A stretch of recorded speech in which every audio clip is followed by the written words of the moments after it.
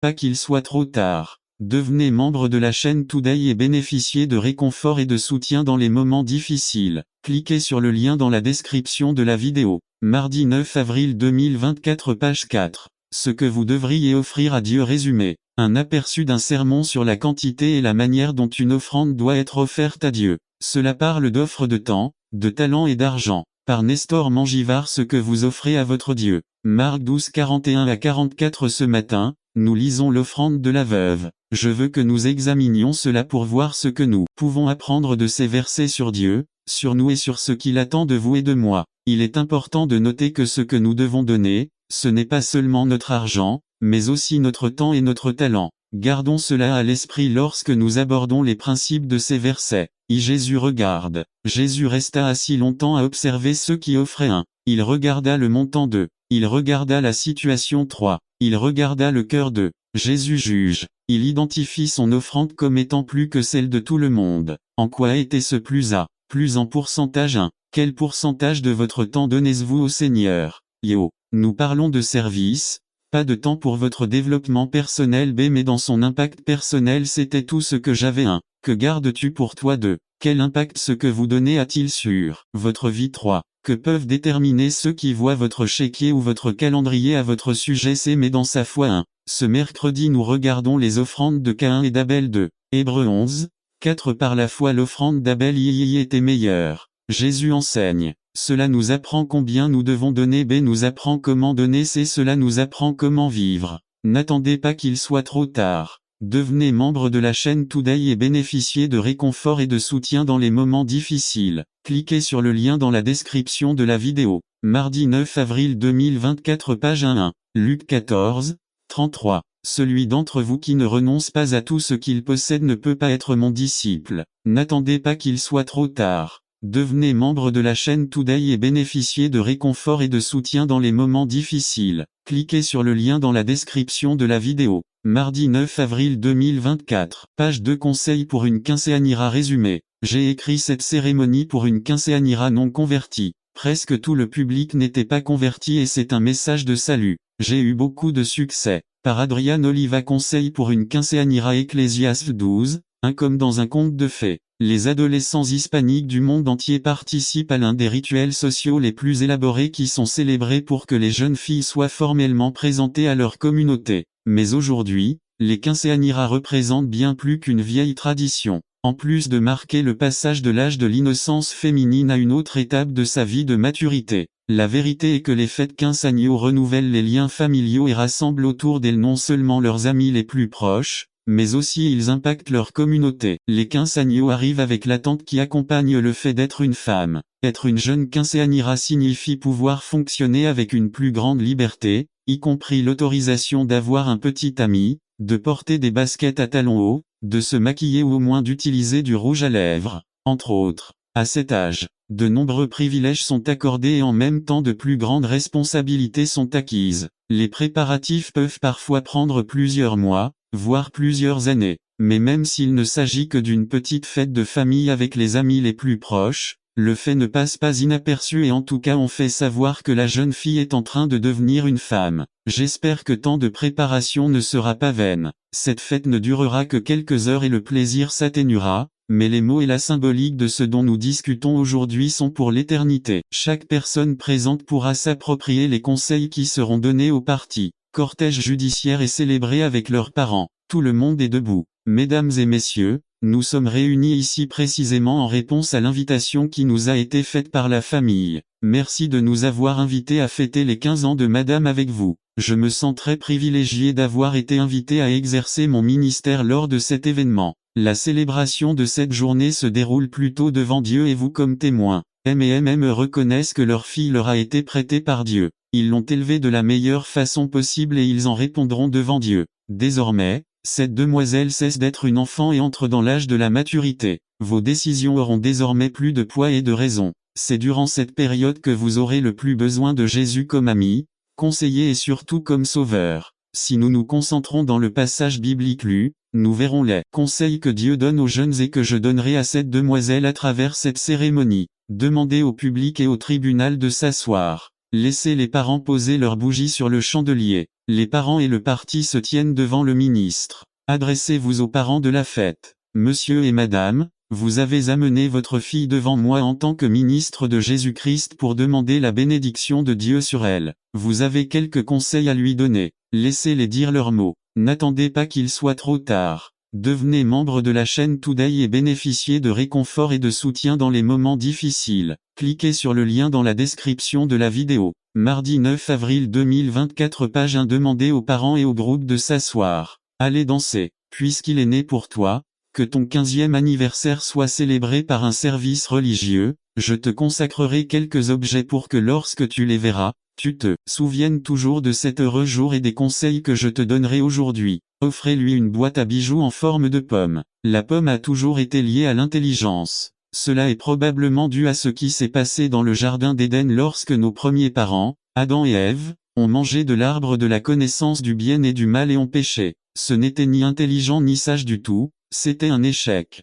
Pensez à l'intelligence comme à une boîte à bijoux, qu'ils servent à garder les commandements de Dieu, attache-les autour de ton cou, afin que tu ne les oublies pas, marchant le long du chemin quand tu es dans ta maison, quand tu te couches et quand tu te lèves. Proverbe 3:3, Deutéronome 6:6, qu'elle vous aide à tenir vos engagements, notamment ceux que vous prenez avec vos parents et votre famille et le vœu sacré qu'un jour vous ferez. Présentez la Bible. La Bible que je vous présente a de quoi vous permettre d'acquérir non seulement de l'intelligence mais aussi de la sagesse. La Bible nous dit que le commencement de la sagesse est la crainte de Jéhovah. Également dans l'épître de Jacques, il nous dit que si quelqu'un manque de sagesse, il doit la demander à Dieu, qui peut donner en abondance, puisqu'il est sagesse. La sagesse à laquelle je fais référence n'est pas la sagesse humaine, mais la sagesse spirituelle. La Bible nous enseigne que l'insensé dit dans son cœur que Dieu n'existe pas. Mais soyez sages et gardez toujours à l'esprit que Dieu est partout et qu'il est prêt à vous aider au moment où vous en avez le plus besoin.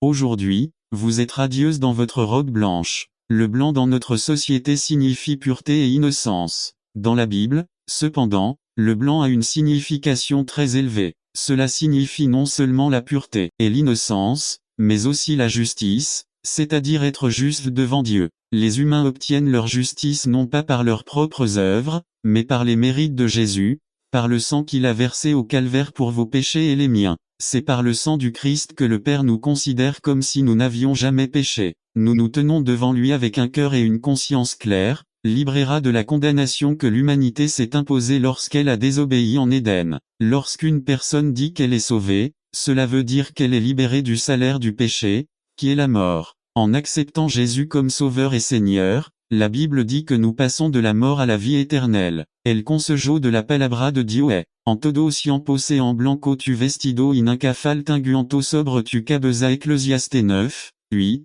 en otra palabra, vive siempre una vida pura y justa y que nunca te falte la unción de Dieu. Présentez-lui la couronne. La couronne signifie la royauté. Aujourd'hui, lors de votre journée spéciale, vous êtes la princesse. Avec Christ comme Seigneur et frère aîné, vous pouvez être plus qu'une princesse d'un jour, vous pouvez être une pour toute l'éternité. La Bible nous dit que ceux qui reçoivent Christ comme Sauveur reçoivent le pouvoir de devenir enfants de Dieu et, s'ils sont enfants, également cohéritiers de Jésus-Christ. N'est-il pas merveilleux que vous puissiez être cohéritier du unique engendré de Dieu? Mon conseil est que vous cherchiez Christ pour le recevoir comme le Sauveur de votre âme afin qu'un jour vous soyez couronné de la couronne de vie et puissiez régner avec lui pour toute l'éternité. Présentez-lui la bague. Cette bague est aussi symbolique. Il vous rappellera que Dieu vous aime. La Bible dit, « Je t'ai aimé d'un amour éternel ». C'est pourquoi les bagues sont présentées lors des mariages comme une parole que tous deux resteront fidèles l'un à l'autre.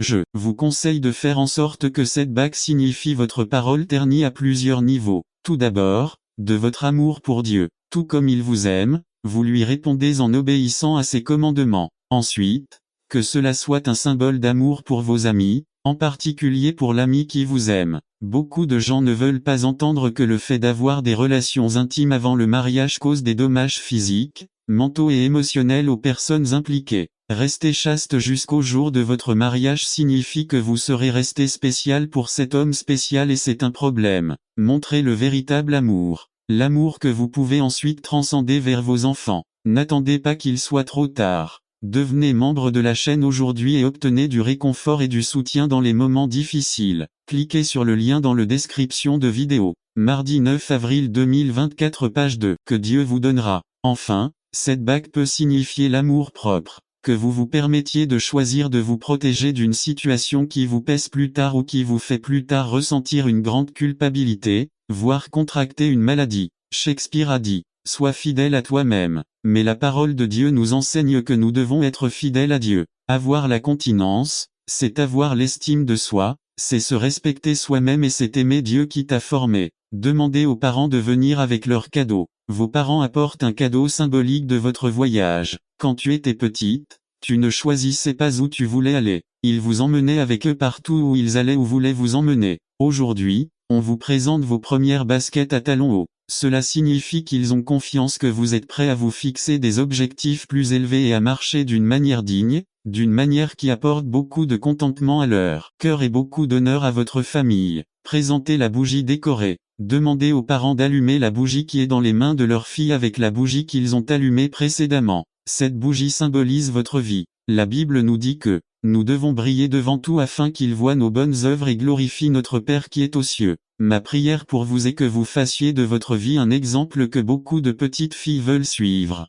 Vous ne pouvez briller pour Dieu que s'il habite en vous. Il est votre source de lumière. Si vous demeurez en Dieu, vous ne serez pas dans les ténèbres. Une fois de plus, je vous exhorte à souvenez-vous de votre Créateur au jour de votre jeunesse. Donnez le meilleur de vous-même aux professeurs. Demandez-leur de dire leurs mots de gratitude à leurs parents, à leur famille et à leurs invités. Demandez à tous les trois de s'agenouiller. Dites une prière spéciale pour la mariée et ses parents. Terminez par la bénédiction pastorale. Que le Seigneur fasse briller son visage sur vous et ait pitié de vous. Que le Seigneur lève sa face vers vous et vous donne la paix. N'attendez pas qu'il soit trop tard. Devenez membre de la chaîne Today et bénéficiez de réconfort et de soutien dans les moments difficiles. Cliquez sur le lien dans la description de la vidéo. Mardi 9 avril 2024 page 3 Plénitude en service résumé. Différence entre le serviteur et le leader. Marquage des caractéristiques entre la notion de serviteur dans la Bible et les caractéristiques du leader dans les sphères laïques. Par Séraphin contrera plénitude en service.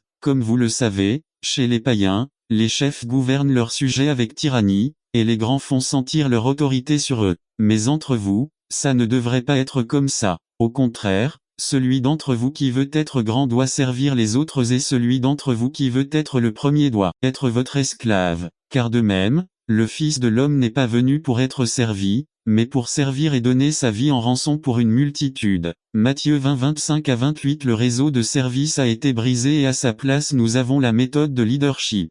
Nous sommes à court de serviteurs et nous avons de nombreux dirigeants. Notre professeur a remarqué que le réseau se brisait lorsque ses disciples se disputaient pour savoir qui serait le plus grand ou qu'un de mes fils soit à votre disposition main droite et l'autre à votre gauche. C'est pourquoi avec fermeté et rapidité, sa voix s'est élevée et a établi une grande différence entre les dirigeants du monde et les serviteurs de Dieu. Notre réseau de service a été brisé et au lieu de le réparer, nous avons acheté au système de ce monde le nouvel outil de leadership, passionnant et éblouissant. Si nous voulons réparer le renouvellement de la plénitude dans le service, nous devons comparer le réseau de service avec quel outil moderne de leadership.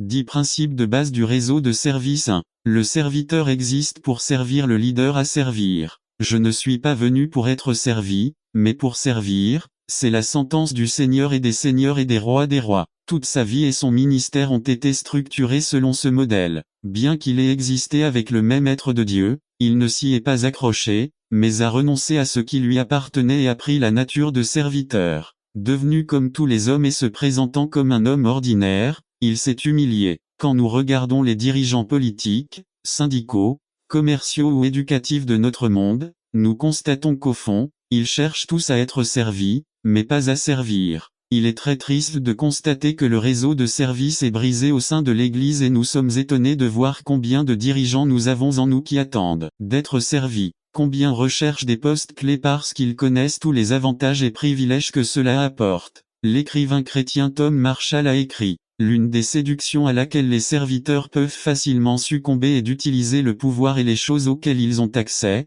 à leurs fins personnelles. Très vite, cela inclut l'utilisation des gens à des fins égoïstes. La fin peut prendre la forme d'un gain monétaire ou matériel. Lorsque cela se produit, ceux qui font tout cela ont une chose en commun, ils sont des leaders de la satisfaction personnelle. Pendant que les brebis cherchent à être servies, les dirigeants oublient l'appel du Seigneur, qui a été, et sera le service. Ézéchiel, le prophète, a proclamé le message de Dieu lorsqu'il a dit « Malheur aux bergers d'Israël, qui prennent soin d'eux-mêmes. Ce dont les bergers doivent s'occuper, c'est du troupeau. Vous buvez du lait, vous confectionnez des vêtements avec de la laine et vous tuez les brebis les plus grasses, mais vous ne vous souciez pas du troupeau. Vous n'aidez pas les brebis faibles, vous ne guérissez pas les malades, vous ne pensez pas ceux qui ont une jambe cassée, vous ne ramenez pas ceux qui sont perdus, et vous ne cherchez pas ceux qui sont perdus, mais vous les traitez avec dureté et cruauté. Investissez dans ce ministère fertile est la devise du moment,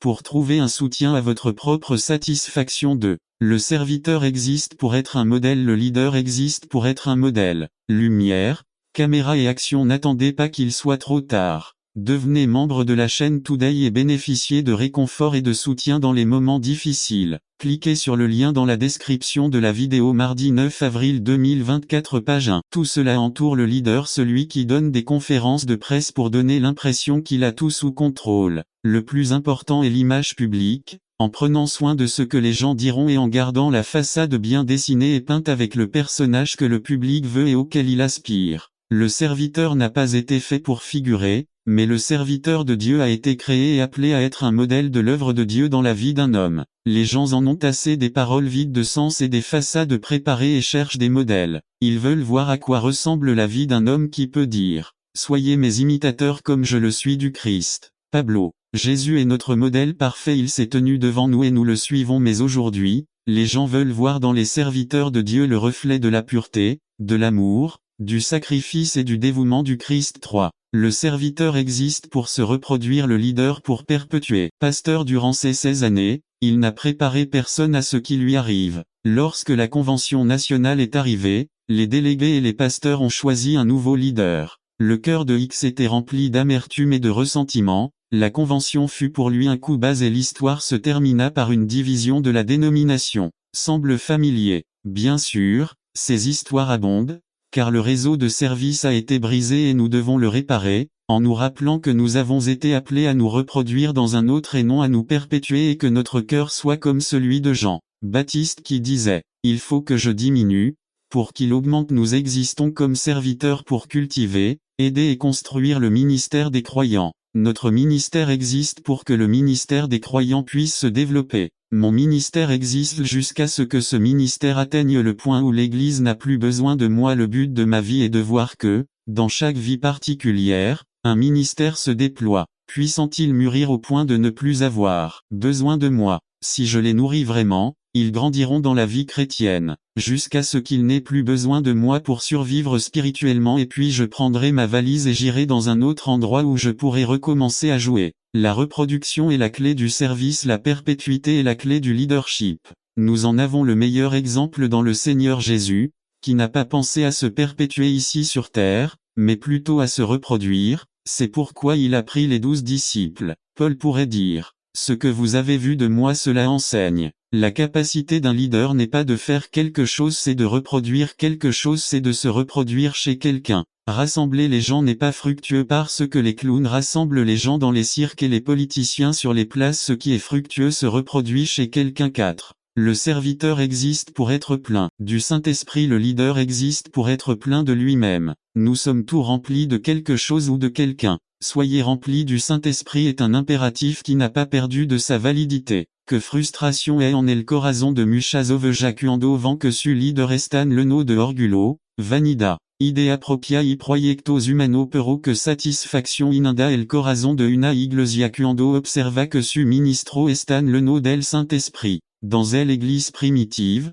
pour occuper des postes clés, il fallait avant tout être rempli du Saint-Esprit. L'apôtre Paul, quand dans Éphésiens 5:18 parle de la nécessité d'être rempli du Saint-Esprit, décrit dans les versets suivants à quoi ressemble une personne remplie du Saint-Esprit et dit que il démontre qu'il est rempli de la manière il parle F5:19b, dans une vie d'adoration F5:19c, dans une vie de gratitude, F5:20d, et dans une vie de soumission, F5:21. Cette vie de sujétion est particulièrement visible dans les relations familiales et professionnelles. La vie d'un serviteur rempli du Saint-Esprit est vue, la vie d'un leader plein de lui-même est également vue. 5. Un serviteur existe pour prier, un leader existe pour parler. Lorsque le ministre vit dans le sanctuaire de prière, il vit de l'huile fraîche de la présence du roi. Ce que les premiers dirigeants de l'Église faisaient le plus, c'était prier. Acte 3 nous montre deux hommes marchant vers le temple pour prier. Acte 4, un groupe d'enfants de Dieu criait en prière et ils étaient tout remplis du Saint-Esprit.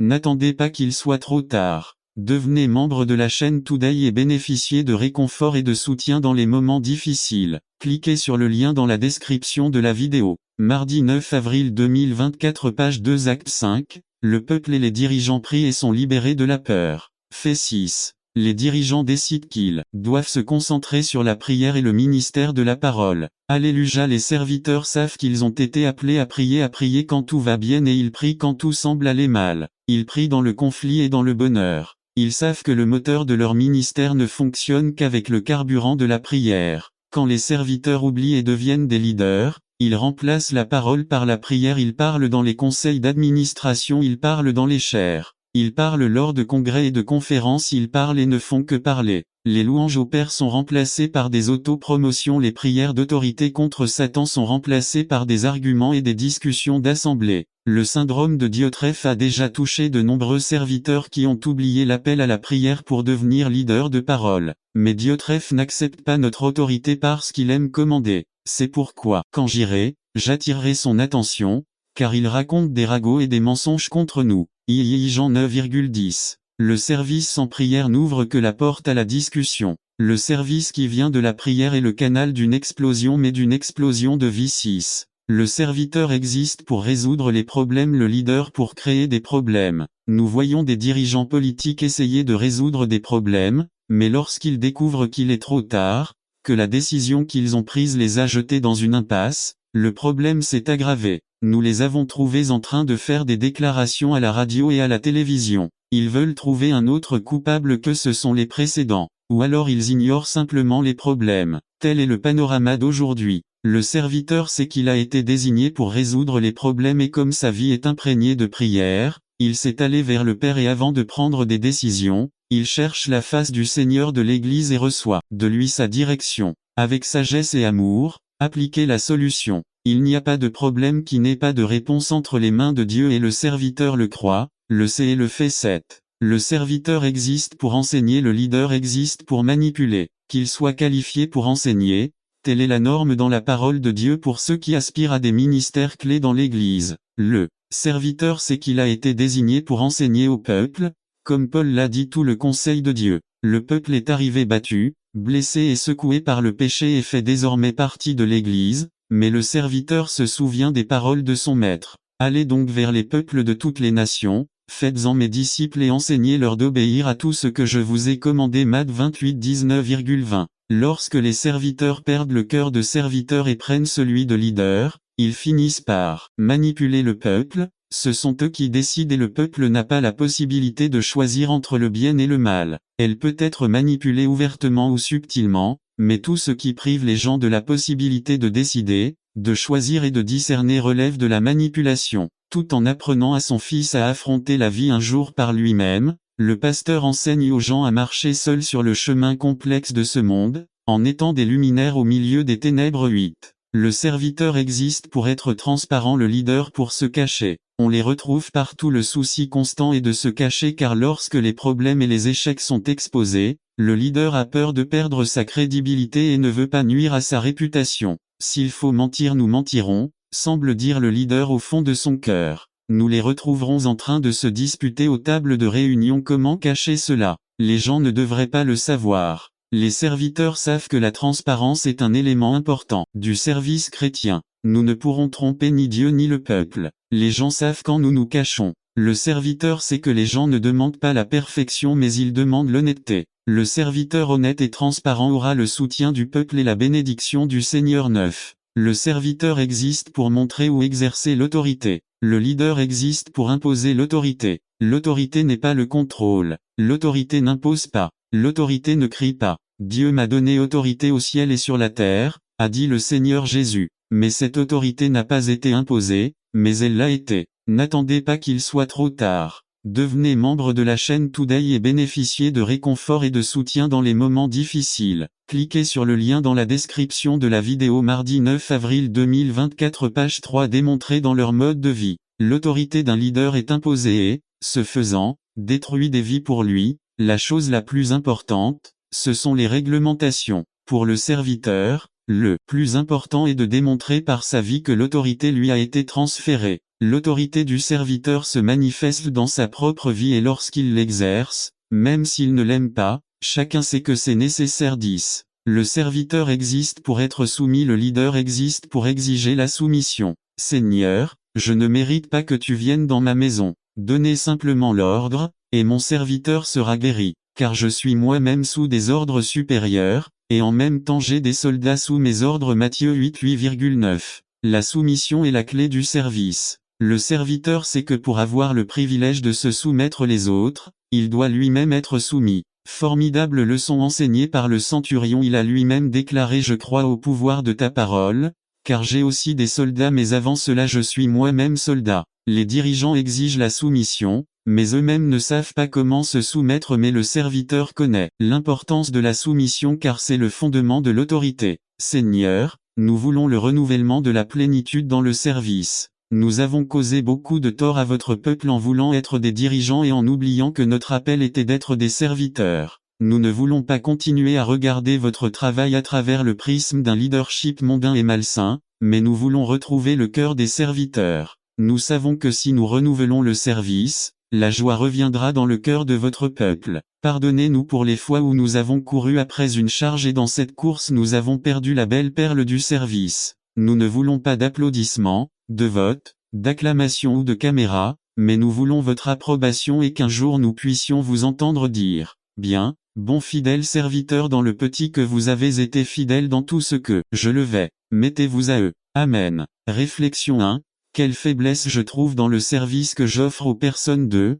Quelle tentation dois-je surmonter. 3. Cette semaine, je propose de faire 3 choses pour purifier mon service au Seigneur et au peuple. Écrivez-le. N'attendez pas qu'il soit trop tard. Devenez membre de la chaîne Today et bénéficiez de réconfort et de soutien dans les moments difficiles. Cliquez sur le lien dans la description de la vidéo. Mardi 9 avril 2024 page 4 Atmosphère pour les miracles résumé. Dieu veut toujours accomplir des miracles. Pour que des miracles se produisent, il faut une atmosphère appropriée. Parfois, Jésus ne faisait pas de miracles, parce que l'atmosphère n'était pas appropriée. Par Séraphin contrera atmosphère pour les miracles font partie de l'évangile. Cependant la Bible dit qu'il y avait des endroits où le Christ ne pouvait pas accomplir de miracles à cause de l'atmosphère qui régnait. Plusieurs facteurs créent ou bloquent l'atmosphère. Aujourd'hui, nous verrons l'un de ces facteurs qui affectent uniquement les dirigeants. Texte, Marc 7, 24 à 30.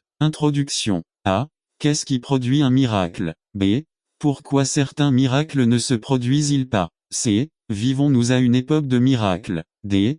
Quelle est l'atmosphère qui doit prévaloir pour que les miracles se produisent? L'atmosphère pour que les miracles se produisent. I. Atmosphère publicitaire gratuite. Marc 7, 24-24. Il partit de là et se rendit dans la région de Tyr et de Sidon. Il est entré dans une maison et il ne voulait pas que quiconque le sache, mais il ne pouvait pas se cacher. 2. Atmosphère pleine de concepts faux. Matthieu 15, 22. Puis une femme cananéenne égale a fait référence à la religion. En quoi croient les Cananéens? Religion canaanite. Ils croyaient en lui, le puissant, divinité suprême, un dieu tyrannique, cruel, sanguinaire et lubrique, qui a renversé son père du trône et assassiné son fils et sa fille préférée. Il avait 3 de ses sœurs comme épouses. Pour les Cananéens, il était le père des hommes et il le représentait comme le père taureau, c'est-à-dire le progéniteur des dieux. Les Cananéens avaient d'autres dieux tels que Baal, fils et successeur d'El, dieu de la pluie, de la peste et de la fertilité.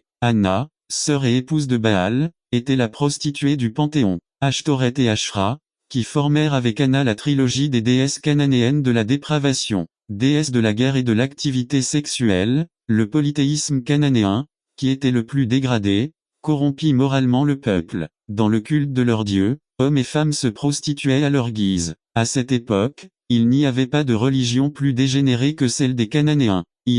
une atmosphère saturée de besoins et d'adoration. N'attendez pas qu'il soit trop tard. Devenez membre de la chaîne Today et bénéficiez de réconfort et de soutien dans les moments difficiles. Cliquez sur le lien dans la description de la vidéo. Mardi 9 avril 2024 page 1 7 mars, 25 Une femme dont la fille avait un esprit impur, lorsqu'elle entendit parler de lui, vint et tomba à ses pieds. Matthieu 15 21,22 Alors une femme cananéenne qui avait quitté cette région se mit à crier et à lui dire, Seigneur, fils de David, aie pitié de moi. Ma fille est sérieusement tourmentée par un démon il a entendu, il est venu et s'est prosterné égal à Proskunobé, il a crié, Seigneur égal à au-dessus de Baal ou El, ou Anath, ou Ashtoret ou Ashra, fils de David égal à je reconnais ta lignée, une atmosphère pleine de persévérance. Matthieu 15, 23 à 25-23 Mais Jésus ne lui répondit pas un mot. Alors, ses disciples vinrent et le supplièrent, disant, renvoyez-la, car elle crie après nous 24 Il répondit et dit, je ne suis envoyé qu'aux brebis perdues de la maison d'Israël 25 Alors elle vint et l'adora en disant, Seigneur, aide-moi. Marc 7, 26 Cette femme était grecque et de nation syrophénicienne et elle le supplia de chasser le démon de sa fille. Atmosphère sans ressentiment. Matthieu 15, 26,27-26 Il répondit et dit, ce n'est pas bien de prendre le pain des enfants et de le jeter aux chiens. Elle répondit, c'est bien, Seigneur, mais souviens-toi que même les chiens mangent les miettes qui tombent de leur chien table monsieur. Si cette femme était partie avec de la rancune à propos des paroles qu'elle avait entendues de Jésus, elle serait partie sans le miracle. Mais elle n'avait rien de mal dans son cœur et parlait d'une manière qui créait un environnement propice au miracle.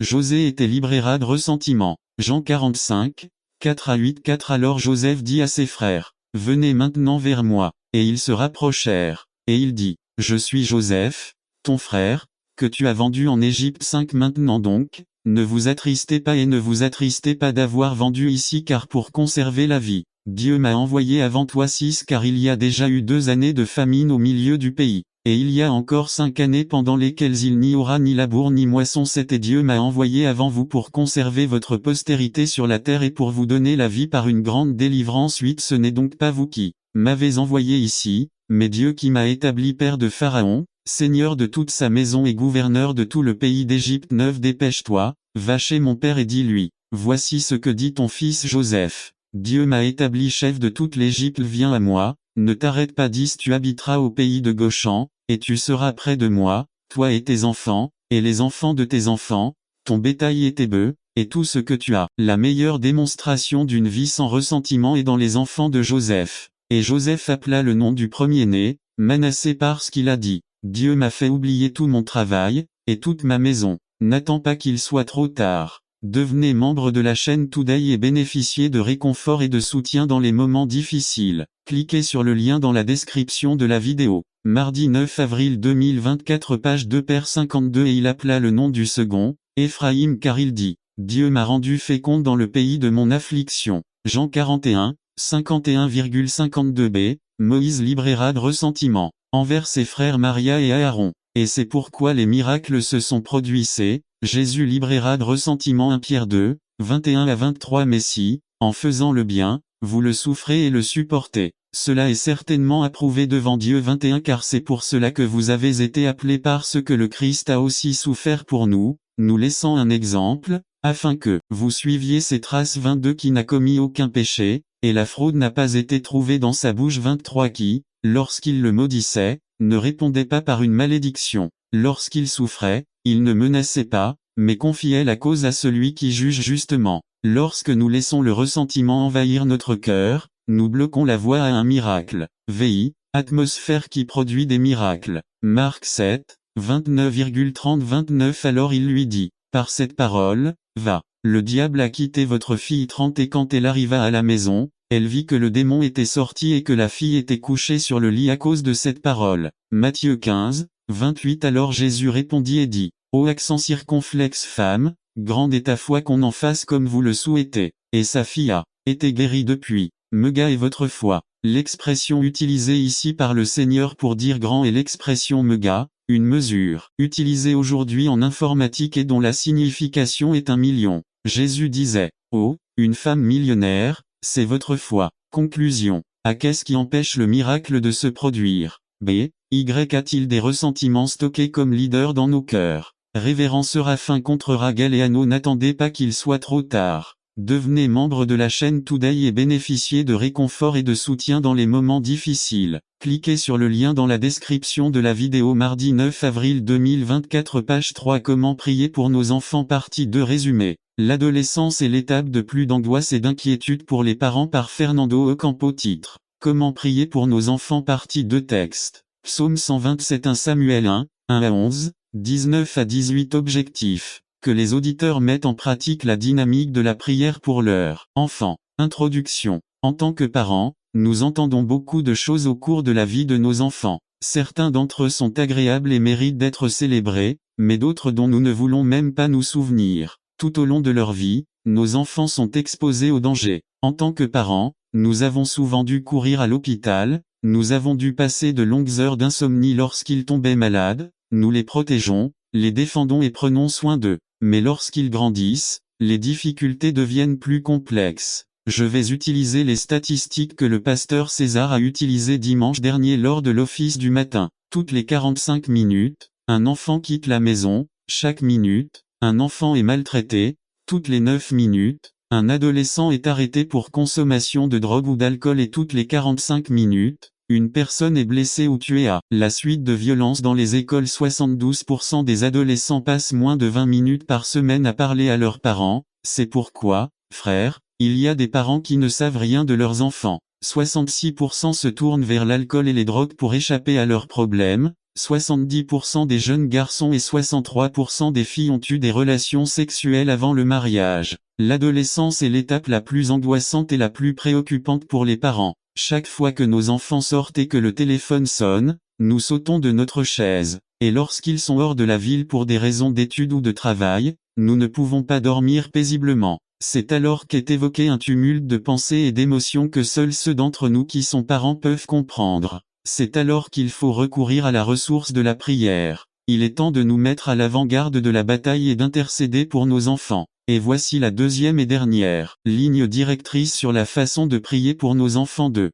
se placer au premier rang de la bataille. V3B4. Les fruits des entrailles sont une récompense comme des flèches entre les mains du guerrier se trouvent les enfants de la jeunesse. Dieu nous a bénis en nous donnant des enfants, c'est pourquoi nous ne pouvons pas rester les bras croisés pendant que nous contemplons qu'ils empruntent le mauvais chemin et que nous ne faisons rien pour l'empêcher. En tant que parents, nous avons le droit et le devoir sacré de nous approcher de Dieu, à travers le Christ, pour nous positionner comme intercesseurs en faveur de nos enfants. Peu importe ce que nous entendons de nos enfants ou à leur sujet, notre première réaction devrait certainement être l'intercession. Car comme le dit l'Écriture, les fruits des entrailles sont n'attendez pas qu'il soit trop tard. Devenez membre de la chaîne Today et bénéficiez de réconfort et de soutien dans les moments difficiles. Cliquez sur le lien dans la description de la vidéo. Mardi 9 avril 2024, page 1. Récompense comme des flèches dans les mains du guerrier sont les enfants de la jeunesse. Aucun de nous ne connaît, avec certitude, les plans de Dieu pour chacun de nos enfants.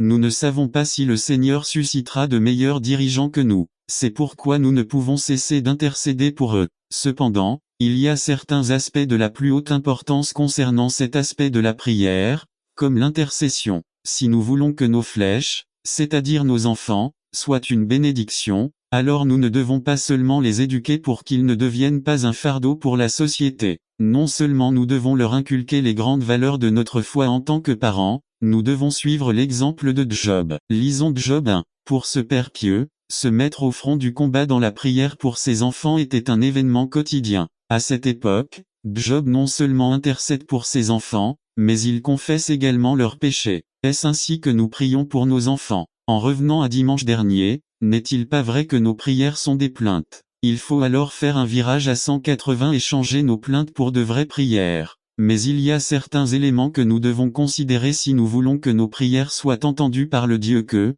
comme Job, nous craignons et servons. 2.1 Avant de prendre les devants, nous devons éliminer les obstacles tels que la déception, la colère et le manque de pardon. Oui, mes proches, soyons honnêtes. Nous avons été déçus par nos enfants lorsque nous voyons en eux des attitudes et des valeurs que nous ne leur avons pas enseignées. lorsqu'ils ont de mauvaises notes, lorsqu'ils nous appellent de l'école pour nous dire que notre fils ou notre fille a de sérieux ennuis, ou quand ils se détournent de Dieu. Je pense que c'est la déception la plus difficile à surmonter. En tant que parents, nous avons des attentes élevées envers nos enfants, et c'est bien, mais en même temps, cela peut devenir une arme à double tranchant. En tant que parents, nous devons comprendre que nos enfants ont leur propre personnalité et qu'ils ne peuvent donc pas être comme maman ou papa. Nous ne devons pas non plus attendre et espérer qu'ils aient la même vocation et le même métier que nos parents. Les enfants, je vous dis que vous n'êtes pas obligés d'être, en termes de parcours professionnel, les mêmes que vos parents, mais je leur conseille d'être ce qu'ils sont en tant qu'hommes et femmes de Dieu.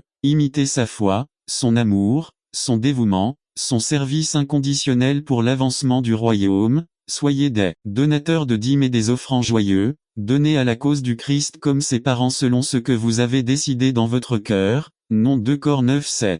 Nous ne pouvons pas être des intercesseurs efficaces en faveur de nos enfants si nous entretenons dans notre cœur des ressentiments et de la colère à cause de leur mauvaise éducation ou de leurs actes de désobéissance. Lorsque la déception, la colère et le manque de pardon apparaissent, c'est à ce moment-là qu'en tant que parents, nous devons nous approcher avec confiance du trône de la grâce pour recevoir miséricorde et trouver la grâce pour nous aider au moment où nous en avons le plus besoin. I4, 1516. Là, nous pouvons laisser toutes nos blessures et nos déceptions aux pieds du Christ. Parents, nous avons besoin de la grâce de Dieu. N'oublions pas que c'est par sa grâce que nous sommes devenus parents. Par conséquent, dans les conflits, les difficultés, les déceptions, et tout ce qui nous fait souffrir pour nos enfants et leurs attitudes, il faut les laisser. N'attendez pas qu'il soit trop tard. Devenez membre de la chaîne Today et bénéficiez de réconfort et de soutien dans les moments difficiles. Cliquez sur le lien dans la description de la vidéo. Mardi 9 avril 2024 page 2 devant le trône de la grâce de Dieu. S'obstiner dans la même chose, c'est essayer de trouver une issue à un carrefour. À quoi pouvons-nous remédier en restant déçus et en colère contre nos enfants? Rien. Cependant, nous gagnerions beaucoup si, au lieu de leur faire la leçon, ce qui agace les garçons et les rend apparemment plus sourds et désobéissants, nous tombons à genoux, levons les yeux au ciel et intercédons pour eux et comme Job nous disons, Seigneur, purifiez mes enfants, car peut-être ont-ils péché contre vous et vous ont-ils renoncé dans leur cœur. C'est pourquoi, mes chers pères et mères, comme le dit la Bible, si vous présentez votre offrande à l'autel et que là vous vous souvenez que votre fils ou fille a quelque chose contre vous ou vous contre lui, déposez là votre offrande devant l'autel. Allez d'abord et réconciliez-vous avec votre fils ou fille puis reviens et présente ton offrande. Mt 5, 23 à 24. C'est l'aspect le plus pratique de la manière de prier pour nos enfants. 2.2 Au front de la bataille, nous devons prier pour leurs amis. Il y a un dicton que j'ai souvent entendu de ma grand-mère.